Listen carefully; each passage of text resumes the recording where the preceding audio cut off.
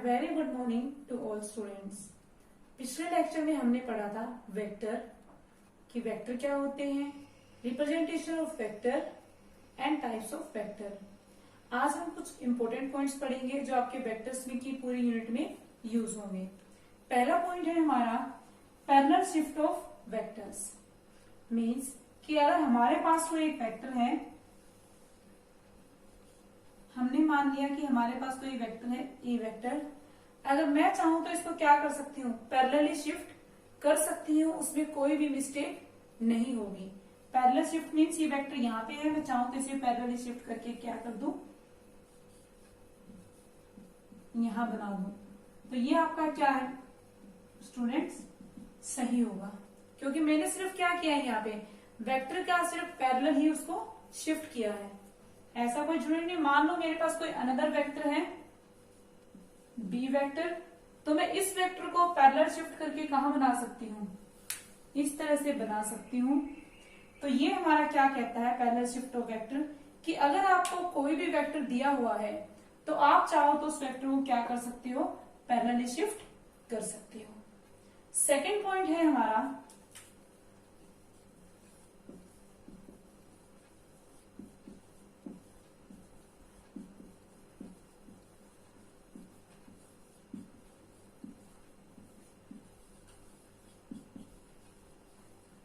Angle between two vectors, कि दो vectors के बीच में आपका एंगल कितना होगा। अब मान लो आपको कोई भी दो वेक्टर दिए हुए हैं, जैसे this is vector A and this is another vector B, तो आपसे कोई भी इनके बीच में एंगल पूछेगा तो आप क्या बोलोगे, दैट ये वाला angle that is 90 degree.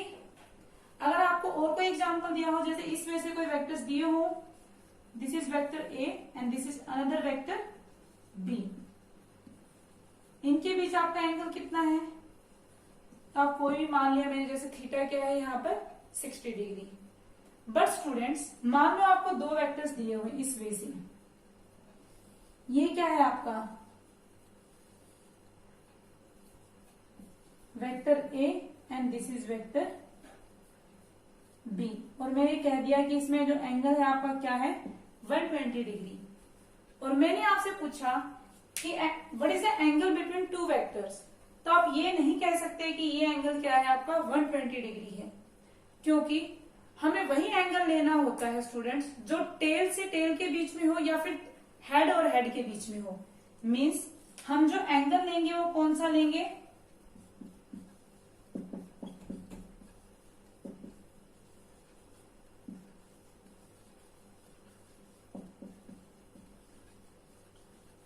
Means हमें कोई भी वेक्टर दिए हुए हैं, हम उसको या तो टेल से टेल मिलाएंगे दोनों वेक्टर्स की, या हेड से हेड क्या करेंगे, उनको ज्वाइन करेंगे बाय पैरेलल शिफ्टिंग। फिर जो उनके बीच एंगल होगा हम उस एंगल को लेते हैं। अगर आप फर्स्ट एग्जांपल में देखो, दोनों वेक्टर्स की क्या मिल रही है, टेल मिल रही है, तो इसलिए मैंने क्या कहा, यहाँ पे एंगल क्या है आपका 90 डिग्री। इसी तरह से आप सेकेंड एग्जाम्पल में देखोगे तो यहाँ पे स्टूडेंट्स क्या मिल रहा है, दोनों वेक्टर्स के हेड वेक्टर एक तो 60 डिग्री। अब आप थर्ड एग्जांपल में देखोगे तो वेक्टर बी का क्या है, हेड है, और वेक्टर ए का क्या है स्टूडेंट्स, टेल है। तो ये एंगल क्या हुआ हमारा, दो वेक्टर्स के बीच के एंगल, हम इसको नहीं लेते। हम क्या करेंगे, यहाँ पे पैरेलल शिफ्टिंग करेंगे। पैरेलल शिफ्टिंग करने के लिए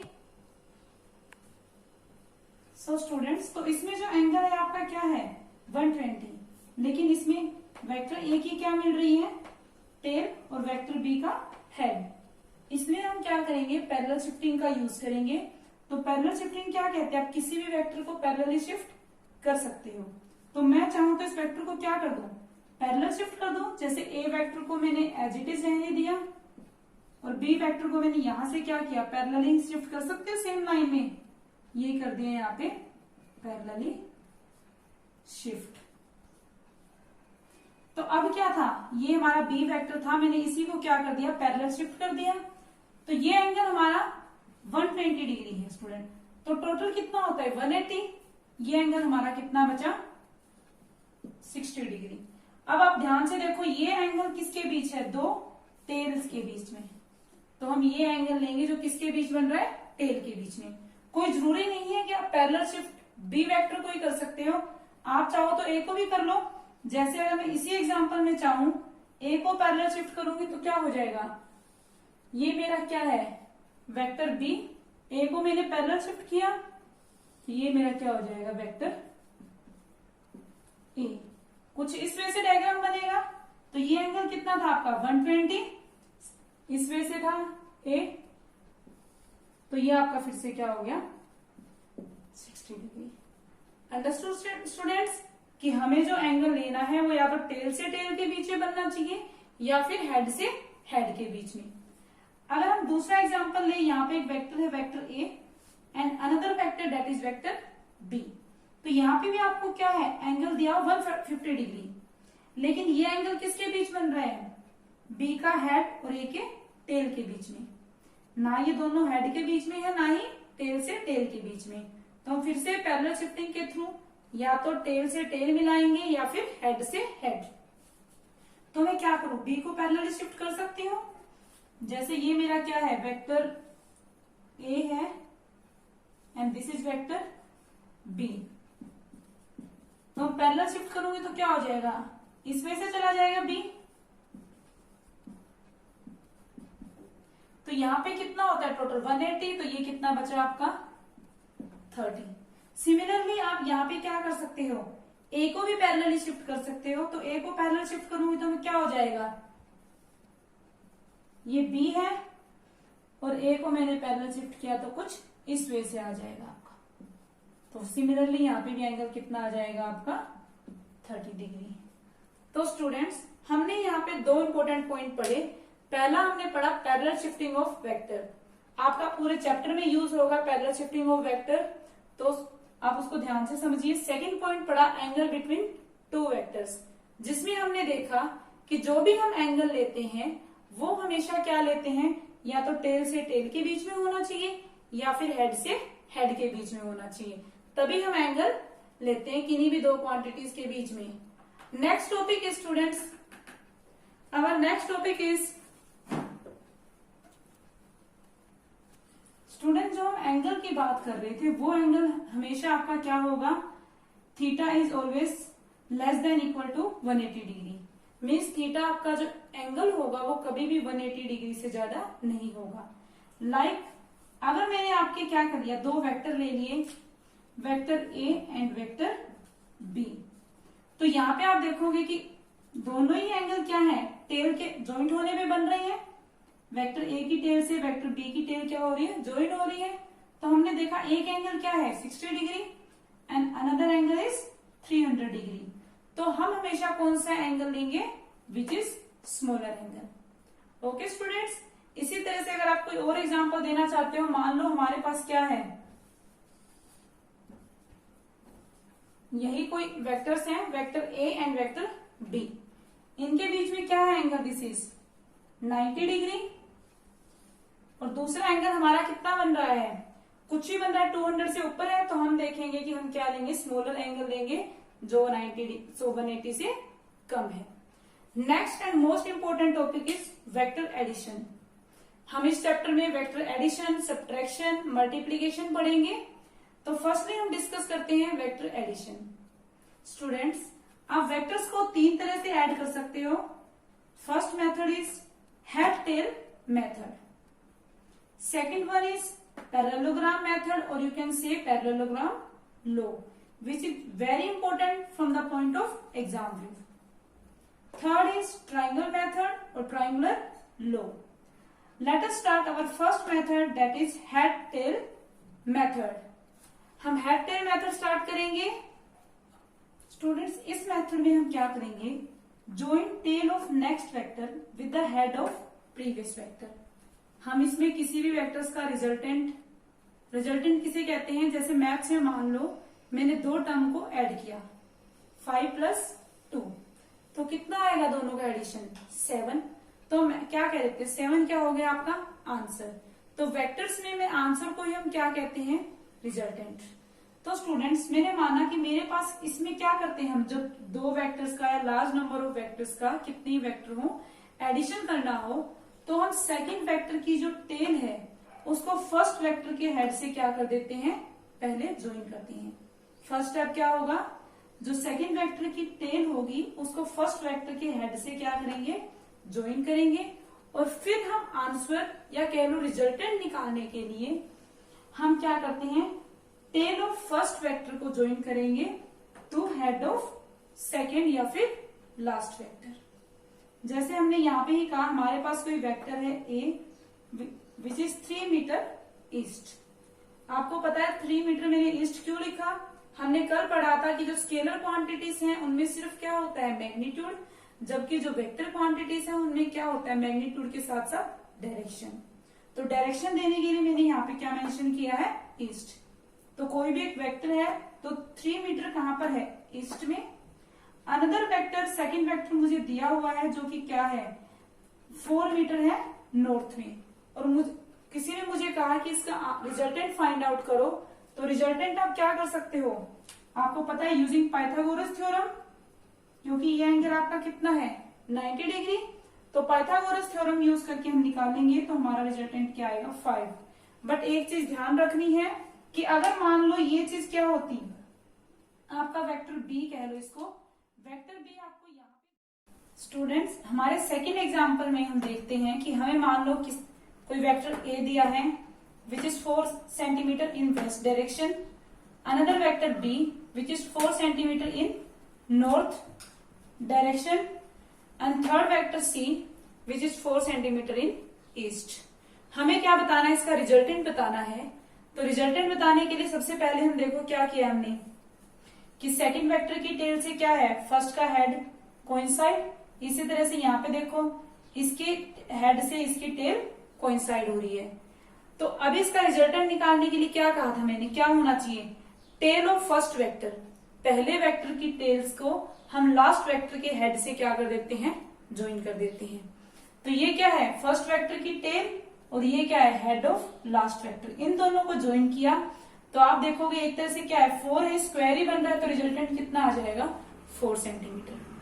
अब आपको यहाँ पे स्टूडेंट एक चीज समझ में आई होगी, अगर हम सिंपल जब स्केलर क्वांटिटीज की एडिशन करते थे तो स्केलर क्वांटिटीज के एडिशन में जैसे हम डिस्टेंस स्टडी करते थे तो वहां पे क्या होता था, डिस्टेंस अगर हमें निकालना होता, हम 4 + 4 8 12 और ये क्या कर देते थे, टोटल डिस्टेंस यहाँ पे लिख देते थे 8, या इस तरह से। लेकिन यहाँ पे हम क्या लेते हैं वेक्टर्स में, डिस्प्लेसमेंट की अगर बात करें शॉर्टेज डिस्टेंस, तो कितना हो रहा है वो 4 सेंटीमीटर। तो इसलिए स्टूडेंट्स जो स्केलर क्वांटिटी में सिंपल हम एल्जेब्रिक रूल्स फॉलो करते हैं एडिशन सब्ट्रैक्शन के लिए, लेकिन वेक्टर्स के केस में हम सिंपल एल्जेब्रिक रूल्स एडिशन और सब्ट्रैक्शन के लिए फॉलो नहीं कर सकते हैं। लास्ट मान लो हमें इस तरह से कोई एग्जांपल दिया हुआ स्टूडेंट, 5 सेंटीमीटर ईस्ट कोई है vector, then 5 centimetre at 60 degree from east. मान लिया हमारे पास एक वेक्टर है ए जो क्या है 5 सेंटीमीटर ईस्ट में है, और क्या है अनदर वेक्टर है 5 metre at 60 degree from east. तो ये क्या, इससे 60 डिग्री मान लिया ये हो गया, और ये क्या हुआ 5 सेंटीमीटर। तो अब इसका कोई हमसे रिजल्टेंट पूछता है। अब रिजल्टेंट क्या होता है स्टूडेंट, इसकी टेल से इसका हेड ज्वाइन करूं, ये रिजल्टेंट होगा। लेकिन स्टूडेंट रिजल्टेंट फाइंड आउट करने के लिए मुझे ये एंगल क्या होना चाहिए, पता होना चाहिए, क्योंकि यहाँ पे तो क्या था, सिंपली 90 था तो आपने पाइथागोरस थ्योरम यूज कर ली, वहां स्क्वायर था, तो इसमें हमें ये एंगल नहीं पता, और ये इस हेड टेल मेथड का सबसे बड़ा ड्रॉबैक है। स्टूडेंट्स इसमें क्या है, जहां पे एंगल 90 है ठीक है हम कर देते हैं, उसको लगा देंगे पाइथागोरस थ्योरम, लेकिन बहुत जगह हम एंगल क्या होता है हमें नहीं पता होता, तो एंगल से रिलेटेड हमें बहुत सारी चीजें यहाँ पे स्पेसिफाइड नहीं होती, इसलिए हम इस मेथड को ना के बराबर ही यूज करते हैं। आपकी बुक्स में सिर्फ दिया हुआ है, ये मेथड ना ही कभी एग्जाम में पूछा जाता है, ना ही कभी किसी कंपटीशन में, क्योंकि ये मेथड के एंगल ना होना एक ड्रॉबैक है, क्योंकि हमें बहुत सारी जगह एंगल मेंशन ही नहीं है, स्पेसिफाई ही नहीं है। तो हम सेकंड मेथड यूज करते हैं, that is our parallelogram law, which is most important. Exam में बहुत बार उसकी डेरिवेशन, उसपे बेस्ड न्यूमेरिकल्स आपके क्या होते हैं, पूछे जाते हैं। तो पैरेललोग्राम हम लॉ ऑफ स्टडी करेंगे, उसकी डेरिवेशन भी और उसपे बेस्ड न्यूमेरिकल्स भी। ओके स्टूडेंट्स नेक्स्ट है parallelogram law of vector addition. This law is applied when the two vectors act on the same point at a certain angle. Students, ये आपका जो पैरेललोग्राम लॉ है ये तब एक्ट होता है जब दो वेक्टर सेम पॉइंट पे क्या करते हैं, एक्ट करते हैं किसी एंगल पर। आप इसको किन्हीं भी दो वेक्टर्स के लिए अप्लाई कर सकते हो। तो स्टूडेंट्स एक एग्जांपल देती हूँ। मान लो एक कोई वुडन ब्लॉक है और दो बॉयज हैं। मान लिया कोई बॉय ए है and other boy B. First boy क्या लगा रहा है, फोर्स F1 से इस ब्लॉक को खींच रहा है इस डायरेक्शन में, और जो दूसरा बॉय है फोर्स F2 से इस ब्लॉक को खींच रहा है इस डायरेक्शन में। तो क्या होगा, आप देखोगे ब्लॉक ना तो फोर्स F1 जहां पे लग रहा है फर्स्ट बॉय का उसकी डायरेक्शन में मूव करेगा, ना ही हमारा ब्लॉक इस डायरेक्शन में मूव करेगा जो फोर्स क्या लगा रहा है सेकेंड बॉय। आपका जो वुडन ब्लॉक है वो किस डायरेक्शन में मूव करेगा, इस डायरेक्शन में मूव करेगा स्ट्रेटली। वो क्यों करता है, यहाँ पे हम क्या करते हैं, इस तरह के एडिशन के लिए पैरेललोग्राम लॉ अप्लाई करते हैं। ओके स्टूडेंट्स, आपने ये रियल लाइफ में भी देखा होगा, ये कहाँ मूव करता है, डायगोनल ऑफ पैरेललोग्राम। अगर मैं इसको इमेजिनरी एक पैरेललोग्राम बना दूं तो ये इस वे से मूव करेगा जहां पे पैरेललोग्राम का डायगोनल होता है। ओके स्टूडेंट्स, अब इसी चीज को हम एग्जांपल से देखते हैं। स्टूडेंट्स, इस मेथड में हम क्या करेंगे, as we write join two vectors from tail to tail as two adjacent sides of parallelogram। जैसे कि मुझे वेक्टर दिया हुआ है यहाँ पर, वेक्टर ए 5 मीटर ले लो आप east and another vector B that is 6 metre 60 degree from east. Vector A है जो क्या है 5 मीटर ईस्ट में है एंड अनदर वेक्टर क्या है बी विच इज 6 मीटर और क्या है 60 डिग्री फ्रॉम ईस्ट। ईस्ट से क्या है 60 डिग्री पर, तो ये एंगल हमारा क्या हो गया 60 डिग्री। अब मुझे कह दे कोई इस चीज का, आपको क्या फाइंड आउट करना है, रिजल्टेंट फाइंड आउट करना है इन दोनों वेक्टर्स का। तो पीछे वाले में हेड टेल मेथड में क्या प्रॉब्लम आ रही थी, उसमें हमें एंगल नहीं मिल पा रहा था तो हम फाइंड आउट नहीं कर पा रहे थे। अब इसमें हम क्या करते हैं स्टूडेंट्स, अब आप देखो सबसे पहले क्या लिखा है, join two vectors from tail to tail. तो ये दोनों क्या है, टेल से टेल जॉइन है, तो इसको हम क्या मान लेंगे कि ये पैरेललोग्राम की दो एडजेसेंट साइड्स हैं और हम एक इमेजिनरी पैरेललोग्राम कंप्लीट करेंगे। तो इमेजिनरी पैरेललोग्राम कंप्लीट करने के लिए हम क्या करेंगे, एक इमेजिनरी हमने लाइन ड्रॉ कर दी, डॉटेड वाली लाइन क्या है यहाँ पर इमेजिनरी, तो और दूसरी भी क्या है ये इमेजिनरी। तो ये क्या हो गया हमारा एक इमेजिनरी पैरेललोग्राम कंप्लीट हो गया। तो आपको पता है पैरेललोग्राम के अपोजिट साइड्स क्या होती हैं, इक्वल होती हैं।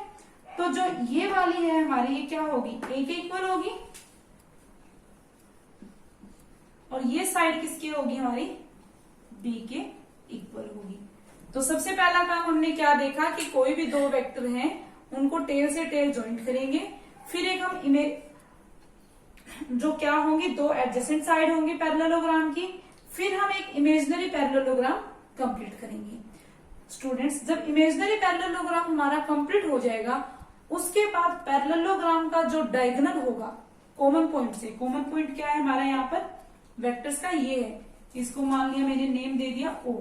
तो कॉमन पॉइंट से जो हमारा डायगोनल है वेक्टर्स का वो हमारा क्या होगा रिजल्टेंट बोलेंगे उसको इस वे से। यार क्या बता रहा है, resultant of vector A and B from common point.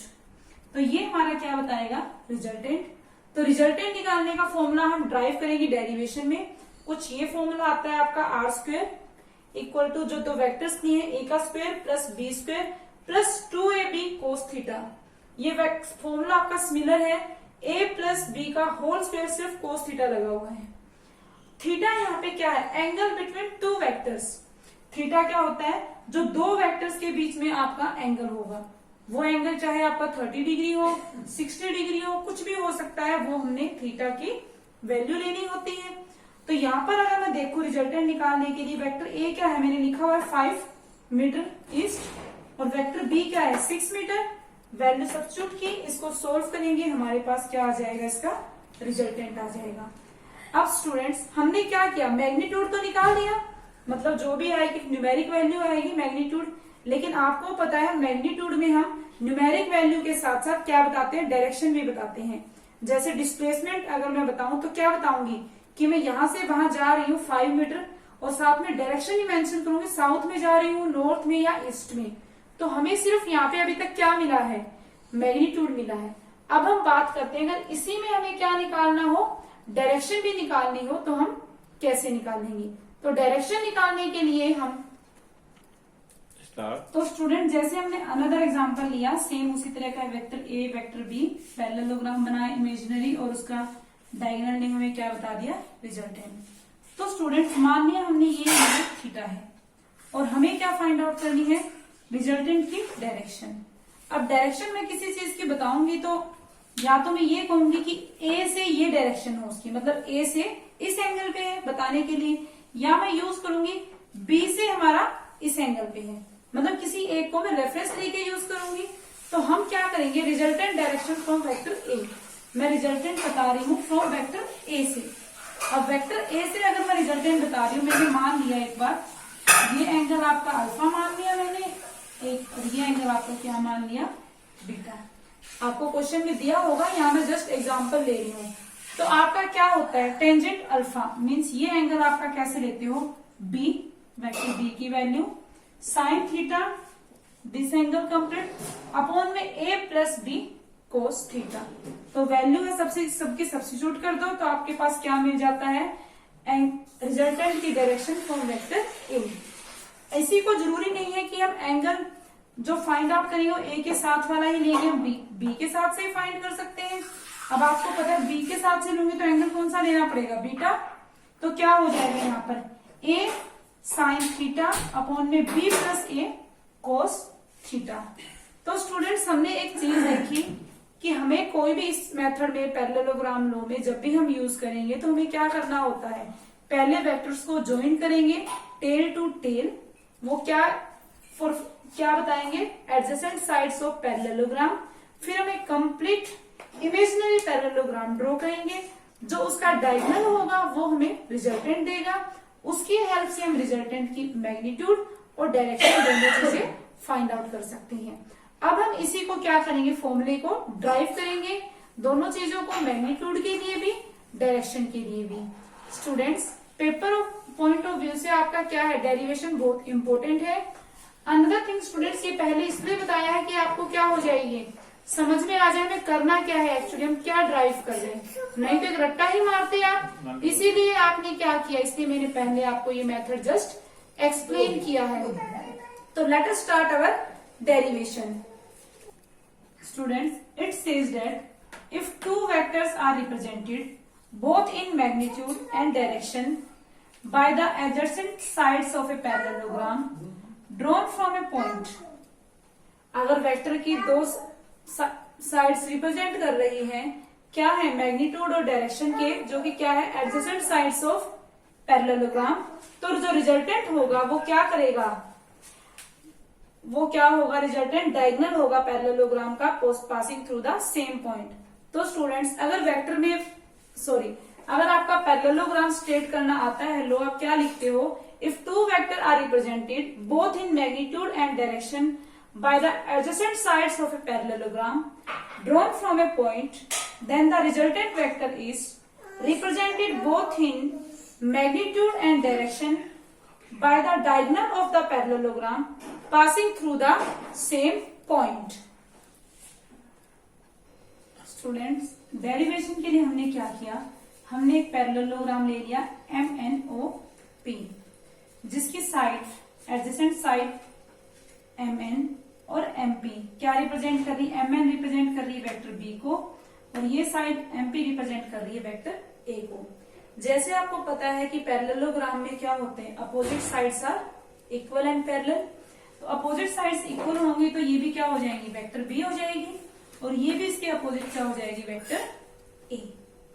तो स्टूडेंट जो इसका डायगोनल है वो जहां पे दोनों मिल रहे हैं वेक्टर टेल से टेल, वहां से हम क्या करेंगे, इसका डायगोनल लेंगे और डायगोनल हमारा क्या है, MO।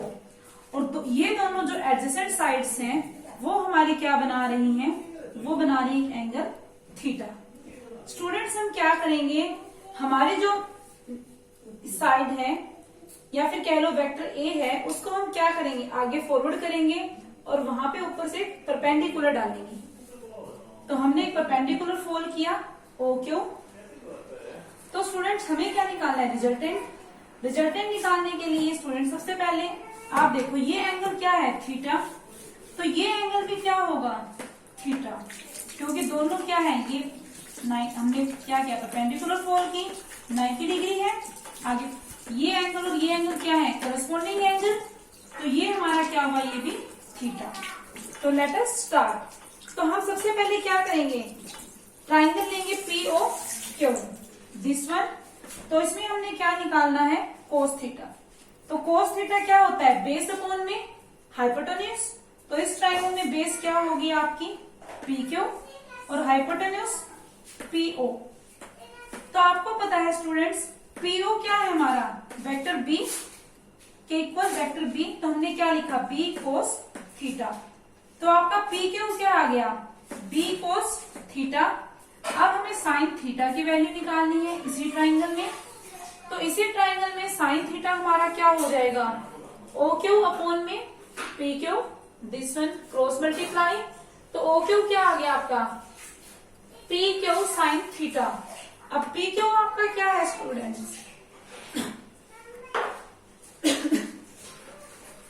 तो स्टूडेंट्स ये क्या आ जाएगा आपका, बी साइन थीटा।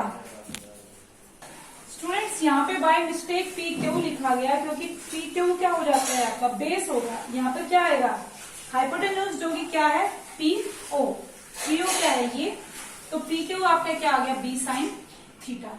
तो हमें क्या निकालना है, रिजल्टेंट, और रिजल्टेंट आपका क्या है स्टूडेंट्स, एम ओ।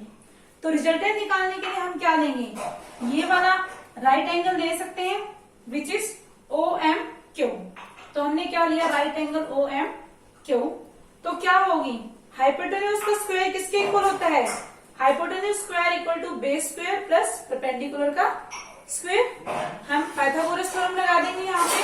तो क्या आ गया, M O square equal to O Q square plus M Q square. अब स्टूडेंट्स एमओ हमने किससे रिप्रेजेंट किया है, रिजल्टेंट आर से, आर का स्क्वायर।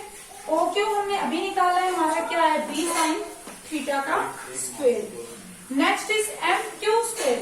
तो एम क्यू स्क्वायर क्या है, ये पूरा है। तो ये हमारा क्या है स्टूडेंट्स, यहाँ तक ए वेक्टर है और इसके बाद क्या है आपका बी कोस थीटा। तो अब हम क्या लिखेंगे, A plus B cos theta का होल स्क्वायर। तो इसको हम खोल देंगे, B square sine square theta plus A plus B cos theta का होल स्क्वायर। तो ए प्लस बी का होल स्क्वायर क्या होता है, A square plus B square plus 2ab cos theta. तो यहाँ पे क्या आ जाएगा students, A square plus B square cos square theta plus 2ab cos theta. तो स्टूडेंट्स यहाँ पे अगर हम दोनों को बी स्क्वायर को ए स्क्वायर बी स्क्वायर कॉमन ले लें तो हमारा क्या आ जाएगा, sine square plus cos square theta, जो किसके इक्वल होता है ट्रिग्नोमेट्री में, 1 के। तो क्या बचा, B square plus 2ab cos theta. तो दिस इज अवर रिजल्टेंट। तो हमारा रिजल्टेंट हमने क्या किया, इस वे से प्रूव किया। Next we have to find out the direction of this. तो स्टूडेंट नेक्स्ट हमें क्या देखना है, हमें डायरेक्शन फाइंड आउट करने के लिए हम क्या लेंगे, फॉर डायरेक्शन हमने क्या मान लिया, जो डायगोनल एंगल बना रहा है वेक्टर ए के साथ वो कितना है, अल्फा। तो हम क्या लेंगे, लेकिन right angle O Q M, हमें क्या निकालना है, टेंजेंट अल्फा। तो टेंजेंट अल्फा क्या होता है, परपेंडिकुलर अपॉन में बेस। परपेंडिकुलर आपका क्या होगा, ओ क्यू, और बेस क्या है, एम क्यू। ओ क्यू हमने अभी निकाला था, किसके इक्वल आया था आपका, बी साइन थीटा, और एम क्यू आपका क्या आया था students, M P plus P Q, that is equal to A plus B cos theta. दोनों की वैल्यू सब्स्टिट्यूट करेंगे तो हमारे पास क्या आ जाएगा, tangent alpha equal to B sine theta upon में A plus B cos theta. तो स्टूडेंट्स इस वे से हम क्या निकाल सकते हैं, अगर हमें कोई भी दो वेक्टर्स दिए हो, हम पैरेललोग्राम थ्योरम का यूज करके उसकी डायरेक्शन और उसका रिजल्टेंट या कह लो मैग्नीट्यूड हम फाइंड आउट कर सकते हैं। स्टूडेंट्स पैरेललोग्राम लोग किन्हीं भी दो वेक्टर्स के ऊपर लगाया जा सकता है, चाहे उनके बीच एंगल कुछ भी हो। सेकेंड मेथड है स्टूडेंट्स हमारा ट्राइंगुलर मेथड, जो हम नेक्स्ट लेक्चर में स्टडी करेंगे। और कंबाइंड हम पैरेललोग्राम लॉ पे बेस्ड न्यूमेरिकल्स और ट्रायंगुलर लॉ पे बेस्ड न्यूमेरिकल्स हम एक साथ सोल्व करेंगे। That's all for today.